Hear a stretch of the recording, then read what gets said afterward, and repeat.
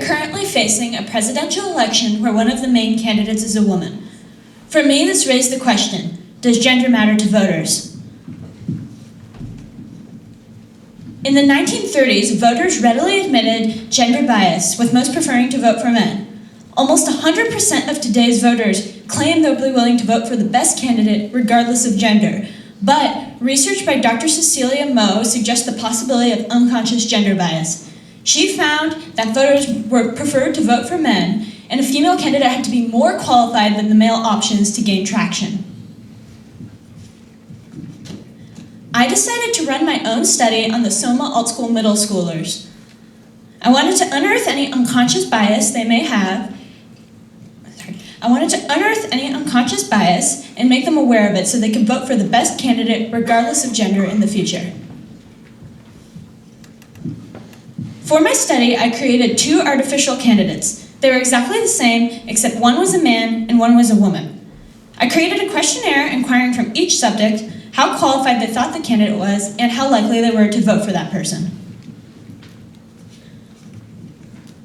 I asked the subject to rate the candidate for each question on a scale of 1 to 7, as you'll see later. In addition, I asked the student their gender to see if their answer differed based on it. I set up 2 folders, one for boys and one for girls, and alternated the male and female candidate questionnaires within them. This is the female candidate's questionnaire, and this is the man's.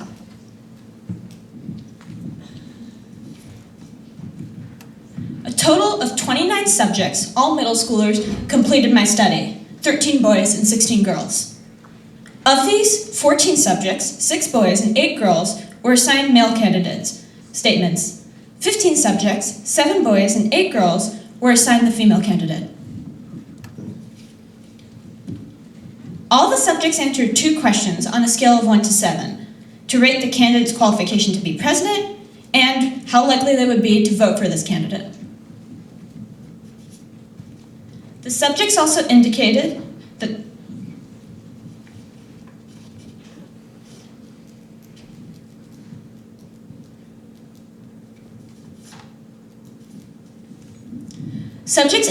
that they were more likely to vote for the male candidate than the female candidate, rating the female on average at a 4.07 and the male on average at a 4.86. Overall, the results also showed that the subjects were more likely to rated the male candidate as more qualified.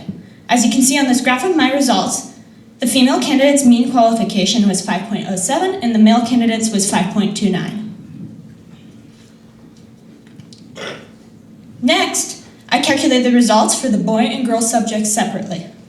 The girls rated the male candidate as more qualified, rating the female at a 5.13 and the male at a 5.63. They also said they were more likely to vote for the man, rating the female on average at a 3.88 and the male on average at a 4.63.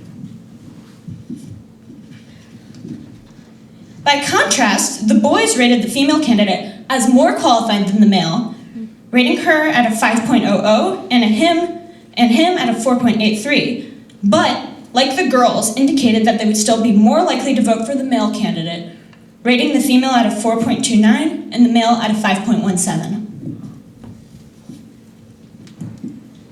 Overall, the subjects said the male candidate was more qualified than the female and indicated that they would be more likely to vote for the man. The boys indicated the female to be more qualified, but still, both boys and girls preferred to vote for the male. In summary, the study shows that even in our peer group, gender bias in favor of men is still prevalent. Regardless of how qualified they found either candidate, subjects were still more likely to vote for the man than the woman. The results I found are consistent with existing research and studies, such as the work of Dr. Cecilia Moe. Taken together, the findings prove that gender bias is alive and well. The purpose of the study was to see if unconscious gender bias still exists in the young generation, and if it did, to combat it. This study exists as an intervention.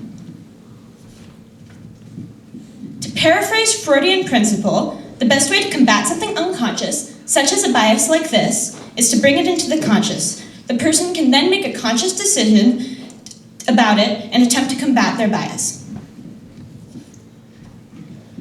I communicated the results back to the SOMA class to bring the bias into their conscious awareness and encourage them to vote for the best candidate regardless of gender. To make change on the greater level, the study could be run at other schools and results communicated back to the students. If anyone is interested, I can provide them with study materials. I believe that this topic should be explored more. It is very important that the best person is elected, regardless of gender. By teaching people of my generation about their own unconscious bias, I am affecting change in our politics. Thank you.